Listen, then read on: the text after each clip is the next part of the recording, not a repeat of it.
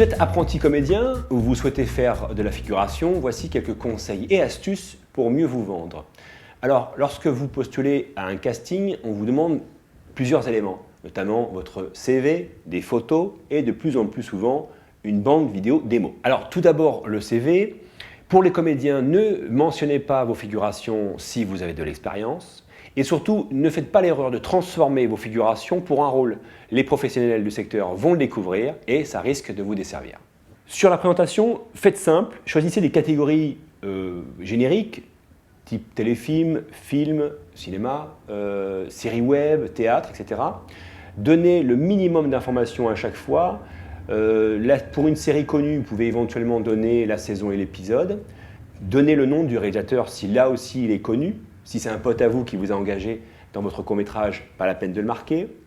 Et le rôle, si votre rôle est significatif et important dans l'histoire, vous pouvez marquer genre agent de police ou le beau-frère du héros. Si donc c'est important dans l'histoire. Et puis pour votre photo, pas la peine d'en mettre une photo sur le CV puisque les photos sont envoyées à part en pièce jointe. Ensuite les photos.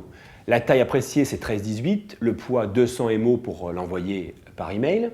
Le format, le portrait, mais aussi une photo en pied si vous acceptez la figuration.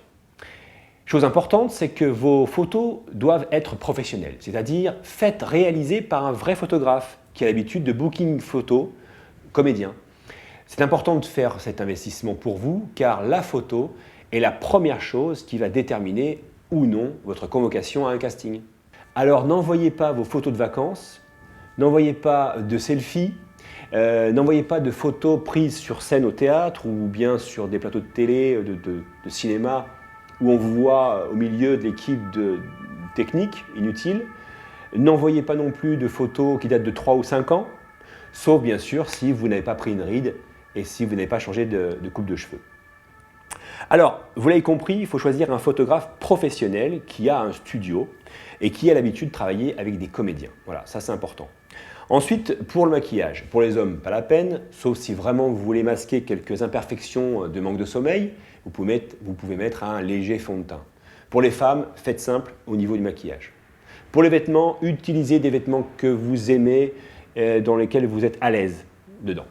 Les démarches, vous allez rechercher des annonces casting sur internet, y répondre, et là, vous allez attendre. Si la date de tournage est passée, c'est que vous n'avez pas été pris, tout simplement. Surtout, ne relancez pas. Ou alors, 2 jours après, toujours par email, pour savoir si votre candidature a bien été reçue. Surtout, n'appelez pas de téléphone, ça vous grillerait. C'est soit le directeur du casting ou la prod qui vous appelle. C'est toujours dans ce sens-là, mais jamais vous. Pour un premier contact, vous faites un mailing général à tous les directeurs de casting de la région et vous attendez. Si un rôle vous correspond, on vous appellera. Ensuite, vous tenez au courant de changements significatifs, comme par exemple de nouvelles expériences que vous rajoutez sur votre CV, un changement de look, donc de nouvelles photos que vous allez présenter, et puis aussi de nouvelles compétences, par exemple lorsque vous faites un stage de chant. Les tarifs. Il existe, comme dans toute convention, un minimum syndical, c'est-à-dire que c'est négociable à la hausse. Mais ça, attention, je vous déconseille de le faire vous-même et surtout d'attendre que vous ayez de l'expérience pour pouvoir le faire.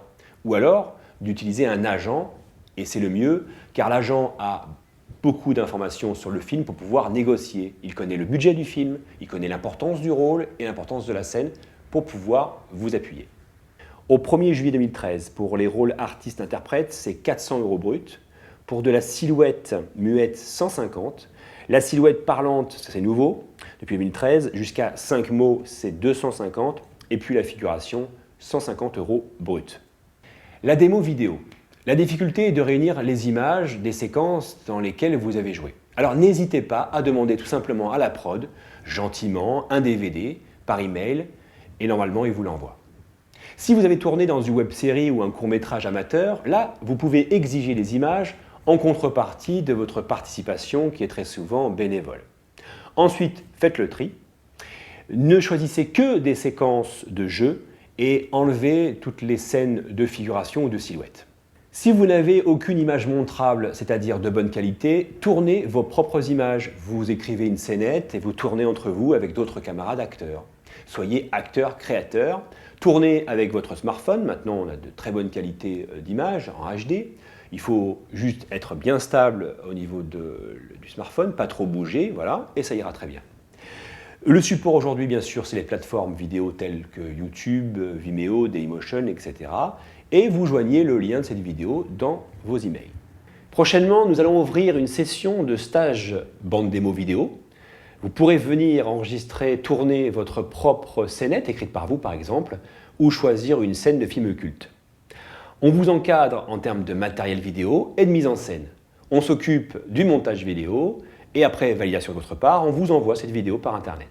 Nous vous informerons par email de ces prochains stages. Vérifiez bien que nos emails n'arrivent pas dans vos boîtes spam. Merci de m'avoir écouté, à bientôt.